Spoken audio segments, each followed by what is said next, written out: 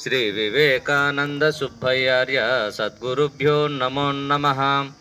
అస్మద్గురు సమారంభం కృష్ణ సాందీప మధ్యమం ఓంకారపీఠ పర్యంతం వందే గురు పరంపరం.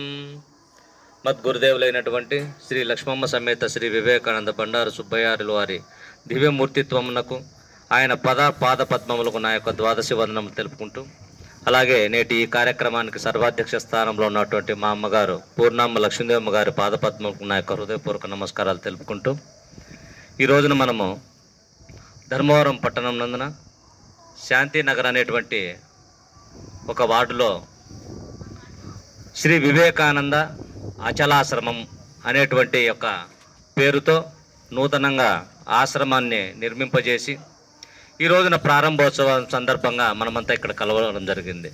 మరి ఇంతటి గొప్పదైనటువంటి పనికి పూనుకొని ఇస్తే తీసుకోవడము, ఇవ్వకపోతే అడక్కోకుండా, ఎవరిని కూడా ఇబ్బంది పెట్టుకోకుండా ఆయన సొంతంగా సంపాదించినటువంటి డబ్బుతో ఎక్కువగా ఉపయోగించి ఆశ్రమాన్ని నిర్మించడం జరిగింది. మరి అంతటి ఆ స్వామి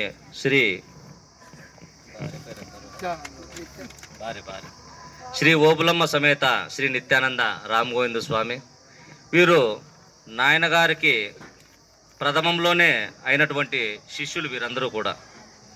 ఇప్పుడు కాలక్రమంలో అందరూ కూడా ఒకరొకరు చాలామంది లేకోకుండా పోయారు. మరి మనకు స్వామి పేరుతో ఒక ఆశ్రమాన్ని నిర్మింపచేయాలని తలంచి ఆశ్రమాన్ని నూతనంగా నిర్మించి 5-6 నెలల కాలంలోనే పూర్తి చేసుకున్నారు. మనం సహజంగా ఇంత చిన్నగా ఉంటే దీన్ని పెద్దగా పట్టించుకునేవాళ్ళు కాదు, జనాలు కూడా పట్టించుకోరు. గొప్పగా కనపరావాలి ఏదైనా కూడా. అందుకే అబద్ధానికి ఆర్భాటం ఎక్కువ ఉంటుంది, నిజానికి ఆర్భాటంతో అవసరమే లేదు ఎక్కడ కూడా. ఇప్పుడు చూడండి, ఏ ఒక్క చిన్న పండగ వచ్చినా కూడా ప్రతి ఒక్క దేవాలయానికి గొప్పగా అలంకరణ చేస్తారు, ఎందుకంటే అందరినీ ఆకర్షించాలి కాబట్టి. మరి కేవలం అక్కడ పోయి అప్లికేషన్లు పెట్టుకోవాల్సిందే మనం, మాకు అది కావాలా ఇది కావాలని. తీర్చేదానికి అక్కడ ఏమన్నా జ్ఞానం అనేటువంటిది ఉందా, మనం అడిగితే తెలుసుకొని మనకు రిప్లై ఇచ్చేదానికి ఏదైనా ఉందా అనేటువంటి విషయాలు ఎవరికి పట్టించుకోరు. ఇది సనాతనంగా జరిగిపోతూ వస్తుంది, మన యొక్క పెద్దలు నిర్ణయించడం ఇది జరిగిపోతూ వస్తుంది. మరి అట్లా కాకోకుండా మన యొక్క పరిపూర్ణ బోధ సిద్ధాంతాన్ని మనము ప్రతి ఒక్కరూ సర్వ మానవాళి తెలుసుకోవాలి. దీంట్లో జాతి మతము కులం అనేటువంటి ఏ భేదము ఉండదు. స్త్రీ కానీ పురుషులు కానీ ఎవరైనా సరే మానవులు తెలుసుకోవాలనేటువంటి నిజమైనటువంటి ధర్మం ఇది, పరిపూర్ణ బోధ అనేటువంటిది. మరి ఇంతటి ఘనమైనటువంటి బోధని మనం చెప్పుకుంటూ వస్తున్నాము. ఇది ప్రజలకు చేరువు కావాలంటే ఆశ్రమాలు ఎక్కువగా ఉండాలి. ఈ ఆశ్రమాలు ఊరికే కట్టుకొని మనం ఇళ్ళ కాడుంటే, గురువు కూడా ఆశ్రమంలో ఉంటే ఉపయోగం ఉండదు. సత్సంగం అనేటువంటిది జరుగుతూ ఉండాలి.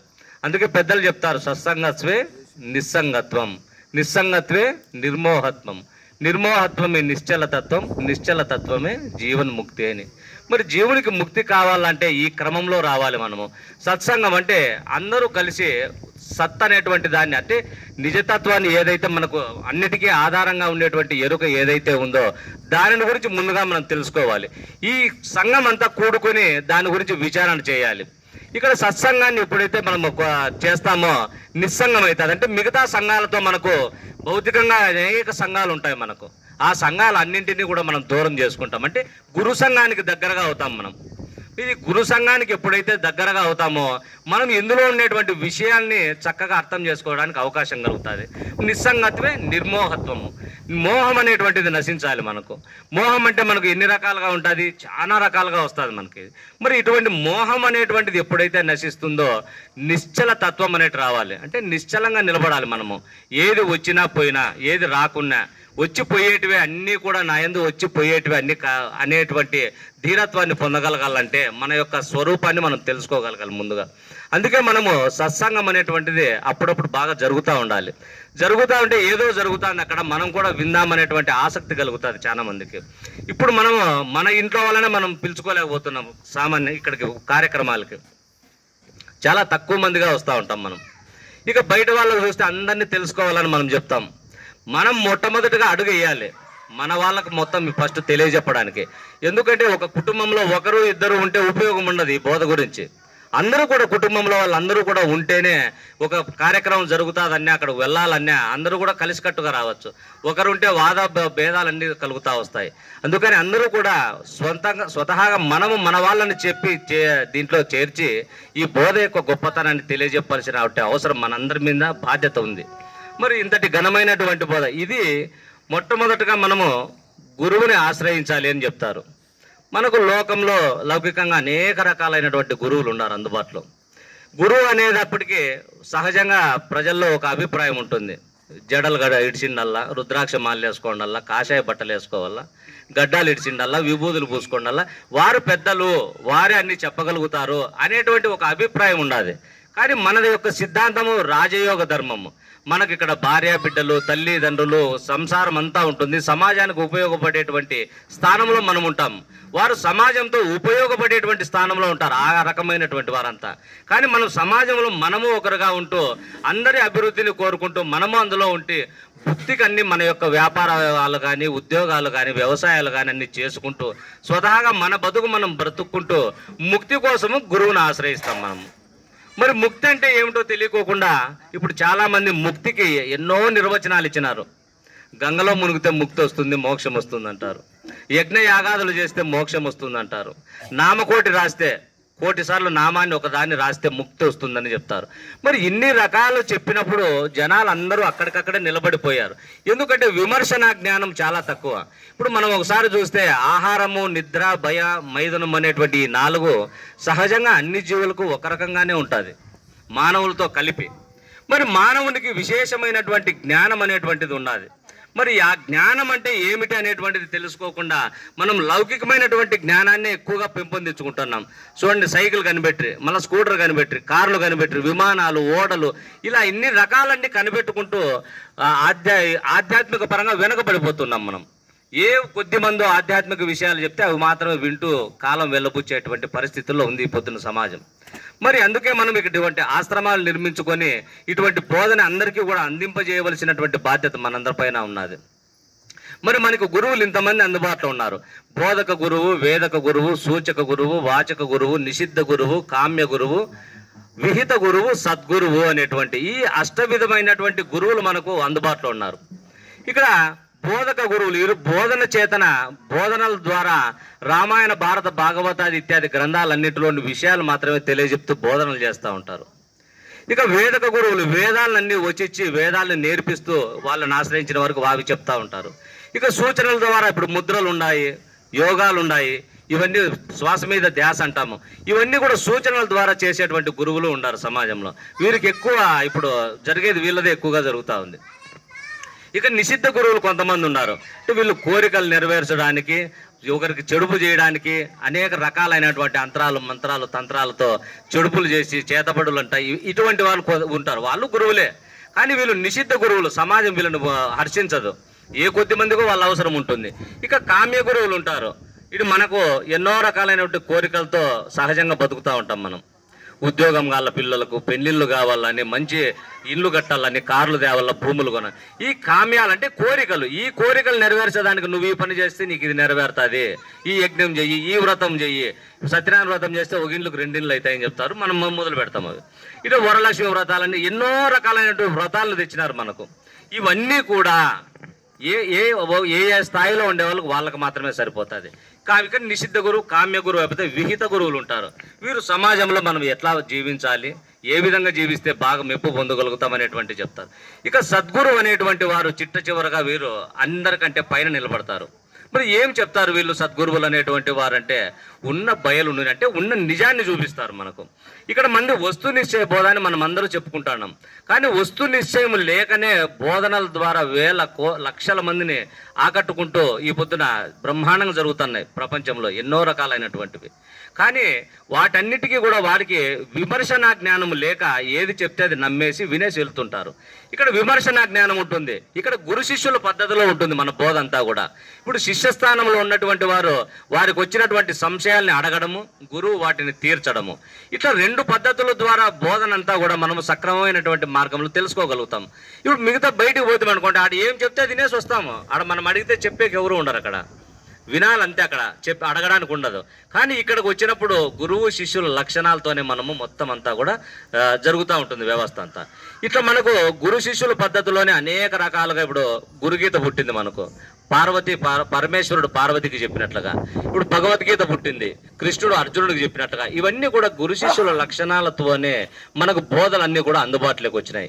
మరి ఈ సద్గురు అనేటువంటి వారు ఈ లక్షణాలన్నీ చెప్పి ఉన్న నిజతత్వాన్ని చెప్పి అందులో లేక తోచినాదనేటువంటి దాన్ని నిర్ణయం చేసేటట్లుగా మనకు ఈ ఎరుకను ఫస్ట్ నిర్ణయం చేసి దాన్ని విడిపిస్తారు. మరి విడిపించడం అంటే అందరికీ సాధ్యమయ్యేది కాదు. అది కేవలం పరిపూర్ణ బోధ మార్గస్థ గురువులకు మాత్రమే తెలుస్తుంది. అట్లా కాకోకుండా మనం ఎన్నన్నా చేయండి, జపాలు తపాలు వ్రతాలు అన్నీ కూడా నిరుపయోగమే. గురుతత్వం అంటే ఏమిటో మనం మొట్టమొదటగా తెలుసుకోగలగాలి బాగా. గురువు అంటే మనకు పెద్దలు ఎట్లా చెప్పినా అంటే, మనము సహజంగా గురువు అంటే గురువు శిష్యుడని ఇద్దరినిగా చూస్తాం ఇక్కడ. కానీ గురువు అనే పదానికి అర్థము పెద్దది అని అర్థం మొట్టమొదటగా. ఇప్పుడు మనం చదువుకున్నప్పుడు గురువు లఘువు పద్ధతుల్లోనే మనకు విషయాలన్నీ తెలియజెప్పేవారు. ఒకటి లఘువు అయితే ఇంకోటి గురువు అవుతుందని. ఇట్లా మనము ఈ ప్రపంచాన్ని సృష్టిని అంతా చూసుకుంటూ పోతే భూమి కంటే జలము పెద్దది, జలము కంటే వాయువు పెద్దది, అగ్ని పెద్దది, అగ్ని కంటే వాయువు పెద్దది, వాయువు కంటే ఆకాశం పెద్దది, ఆకాశం కంటే పెద్దది ఏది అన్నప్పుడు ఆత్మ అని చెప్తారు.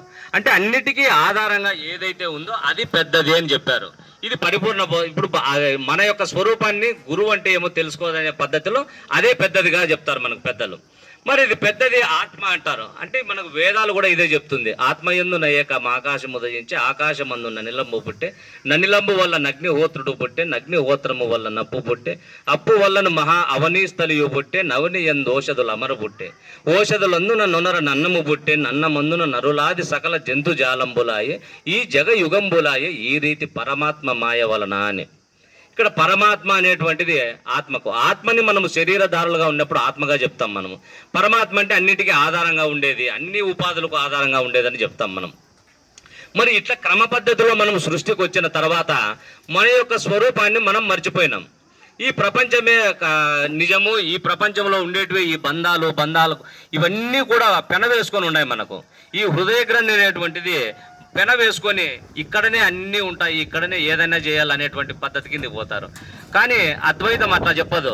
నీవే అన్నిటికీ ఆధారంగా ఉన్నావు, నీవు శాశ్వతంగా ఉంటావు అని చెప్పి శాశ్వతత్వాన్ని ఇచ్చారు మనకు ఆత్మకు. ఇక్కడ శాశ్వతము అశాశ్వతం అనే మాట మనం బాగా విచారించి చూసినప్పుడు ఇది రెండుగా కనపడుతున్నప్పటికీ దీనిని విచారించినప్పుడు రెండు ఒక్కటిగా తెలియబడతాయి, మనకు నిరూపణకు వస్తాయి మనకే. గురువు అస్తమస్తక సంయోగం ద్వారా మనకు చెప్తారు నీ స్వరూపము జ్ఞానము అని. మనము ఈ విధానంలో తెలుసుకోవాలా. ఇప్పుడు గురువు లేని విద్య గుడ్డి విద్య అంటారు. గురువు లేకపోతే ఉపయోగం ఉండదు. గురున్ముఖేన జ్ఞాతవ్యం నాణ్యదా గ్రంథ కోటిభి శిష్యానాం బోధ ఇచ్చార్థం తద్బోధ క్రమాపి అని. అంటే గురువు ముఖము గుండానే మనం ఏదైనా కూడా బోధ క్రమంగా తెలుసుకోగలిగేటువంటి అవకాశం ఉంటుంది. తప్పితే మనం గ్రంథాల్లో ఎన్ని కోటి గ్రంథాలు కొనకచ్చుకుంటే డబ్బులుంటే తెచ్చుకోవచ్చు, కానీ అందులోని మూలమైనటువంటి విషయాలు మనకు తెలియబడవు. అవి అనుభవమైనటువంటి వారే మనకు తెలియజెప్పాల్సిన అవసరం ఉంటుంది. అందుకే మనము ఈ సద్గురువులను చేరి తనుమన ధనాల్ని అడుగుతారు మనకు గురువులు. ఎందుకంటే మన యొక్క అహంకారం అనేటువంటిది మామూలుగా ఉంటుంది, మనకు సహజంగానే ఉంటుంది. మనము అష్ట రకాలైనటువంటి దానితో ముడిపడి ఉంటుంది మనకు. మదాలతో కుల మదము, శీల మదము, యవ్వన మదము, రూప మదము, విద్యా మదము, తపో మదము, ఇలా 8 రకాల మదాలతో మనము ఎప్పుడు ఉంటాము. పెద్ద కులం అంటే రెడ్డి కులం అని, బ్రాహ్మణ కులం అని, మేము పెద్ద కులంలో పుట్టినామని ఒక అహంకారం అనేటువంటిది ఉంటుంది. ఇది కులమదాని కిందకు వస్తుంది. ఇక శీల మదం, నేను అన్ని రకాల శిష్టాలు అన్ని చేస్తా, పొద్దున్నే సాయంత్రం స్నానాలు చేస్తా, ఈ మడిగడతాను అన్ని ఇన్ని రకాలు చెప్తారు. వీళ్ళు ఈ రకంగా ఉంటారు. తప్ప మనం లాస్ట్లో వస్తాం. సకల శిష్టాచార సంపన్నుడు శ్రేష్ఠ అంటే శీల మదం అదే. ఇట్లా శీల మదం ఉంటుంది. ఇక రూపమదం ఉంటుంది. కొంచెం అందంగా ఉన్నంటే నాకంటే ఎవరు లేరు అందంగా అనేటువంటిది. ఈ మదాలన్నింటితోనూ మనం పెనవేసుకొని మన యొక్క స్వరూపాన్ని మర్చిపోయినాం. మరి ఇక్కడ ఈ మదములన్నీ కూడా ఈ శరీరం అందు విడిచిపెట్టాలి. భక్తి నీ మీద గలవాడు ముక్తుడగును అని మనకు చెప్తారు పెద్దలు. అంటే భక్తి నీ మీద అంటే ఎవరు ఇక్కడ నువ్వు అంటే నీ యొక్క స్వరూపాన్ని నువ్వు ఎప్పుడైతే భక్తి మార్గం ద్వారా తెలుసుకుంటావో నువ్వు ముక్తుడు అవుతావు. ఈ శరీరం అని నేనని నేను శాశ్వతమని ఇది అశాశ్వతము ప్రపంచమని ఇవన్నీ వెళ్ళిపోతాయి మనం పెద్దల ద్వారా ఇవన్నీ తెలుసుకున్నప్పుడు. ఇట్లా క్రమ పద్ధతిలో తెలుసుకున్న తర్వాత ఎరుక నిర్ణయం అన్న తర్వాతనే మనకు ఎరుకను విడిపిస్తారు గురువు. ఎందుకంటే ఇది ఒకటి ఉంటే ఒకటి ఉంటుంది, ఒకటి లేకపోతే రెండోది ఉండదు. ఒకటి ఉండేకి స్థానం లేదు ఎక్కడ కూడా. మనకు పెద్దలంతా అట్లా చెప్పంగా దాన్నే వినేసి మనం నిర్ణయించుకున్నాం. ఇక్కడ పాపం చేస్తే మళ్ళా జన్మలో హీనమైనటువంటి జన్మలు పొందుతావు, ఇక్కడ పుణ్యం చేస్తే స్వర్గానికి పోతావు, ఇవన్నీ చెప్పడం వలన మనం ఆ విధానంలోనే నిలబడిపోయినాం. సక్రమంగా విచారణ చేస్తే ఒకటి ఉంటేనే ఒకటి ఉంటుంది, ఒకటి లేకపోతే ఏది లేదు. ఇది మన యొక్క స్వరూపాన్ని ఈ విధంగా తెలుసుకున్నప్పుడు మనకు నిజతత్వాన్ని ఒకసారి చూపిస్తే పెద్దల సూచన ద్వారా ఇది లేదు అందులో అనేటువంటిది మనకు నిర్ణయం అవుతుంది. నిర్ణయ పద్ధతి ఖచ్చితంగా ఉంటుంది మనకు. కేవలం వాచార్థంగానే మనకు సృష్టిలో అన్నీ కూడా జరిగిపోతున్నాయి. వాచార్థం గొప్పలుగా చెప్పుకుంటారు, కానీ అక్కడ నిర్ణయార్థం కానీ అనుభవార్థం కానీ లక్ష్యార్థం కానీ అనుభవార్థం కానీ నిర్ణయార్థం కానీ ఎక్కడ చిక్కదు అక్కడ. కానీ ఈ మూడింటిని కూడా మన యొక్క బోధలో పెద్దల ద్వారా మనం సక్రమంగా తెలుసుకొని మన యొక్క జనన మరణములు అనేటువంటి యొక్క భ్రాంతిని పోగొట్టుకొని మనతో పాటి మనతో ఉన్నటువంటి సమాజంలో ఉన్నటువంటి అందరికీ కూడా ఈ బోధని అందింపజేయడానికి ప్రతి ఒక్కరు కూడా కృషి చేస్తారని కోరుకుంటూ నాకు అవకాశం కల్పించినటువంటి అధ్యక్షుల వారికి మరొకసారి హృదయపూర్వక నమస్కారాలు తెలుపుకుంటూ జై